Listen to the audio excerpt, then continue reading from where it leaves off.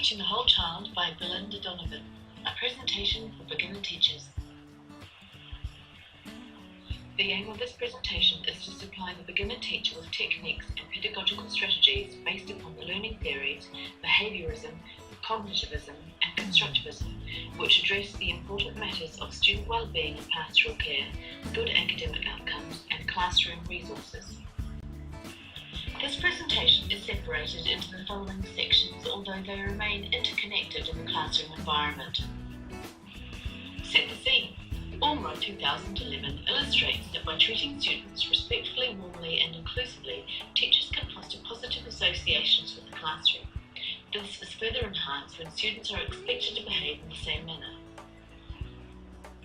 Set the scene. Behaviorism reminds us to keep in mind the significant effect that students' unique past and present experience and knowledge can have on their behaviour, Ormrod 2011. Prince 2013 adds that by getting to know your students, you will be able to identify what reinforcement stimulus is most effective for them. Set the scene. Teachers must manage a diverse range of ability in the classroom. According to Wright 2006, students with ADHD are much less able to regulate their own behaviour, which means external stimulus needs to be used by teachers to manage their behaviour and attention to learning. Following Wright 2006 principles using external stimulus may take extra time, thought and resources from the teacher. They may take the form of writing rules and task instructions down and placing them on the student's desk or close by, and where appropriate behaviour is demonstrated, external rewards such as the token system may be used. Your role as the teacher is to progress student learning, however there will be limits on resources and time. To help manage this, ensure you first question the value materials add in progressing student learning. Try rearranging classroom furniture or use outdoor or library spaces. Manage time by setting group tasks and work more closely with a group that needs more guidance.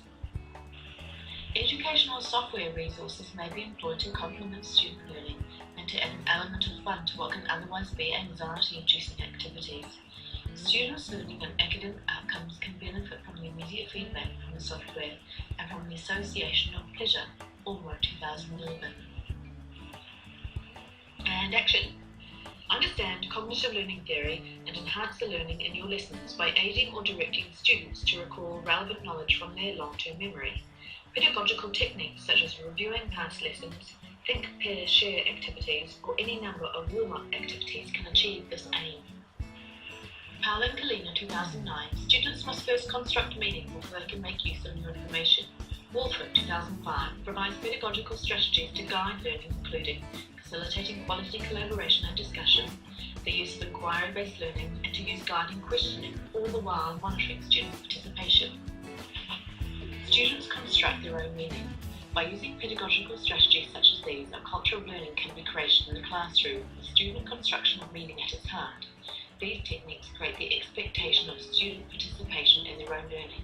They make content relevant through examples of problem solving, and they develop awareness of the student's own learning processes.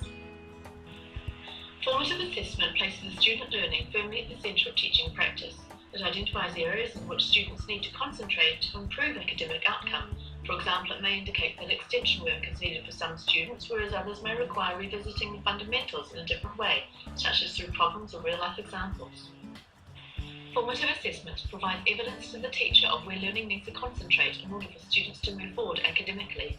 It can also feed back to the students to achieve the same, along with enhancing their sense of ownership over their learning.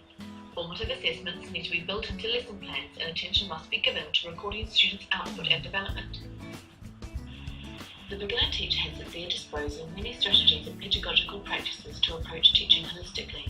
Behaviorism learning theory tells us that student learning can be enhanced by creating a classroom atmosphere of warmth, security and fun, an environment in which students are recognised as being unique, and when needed, teaching practices can alter to suit students' individual needs.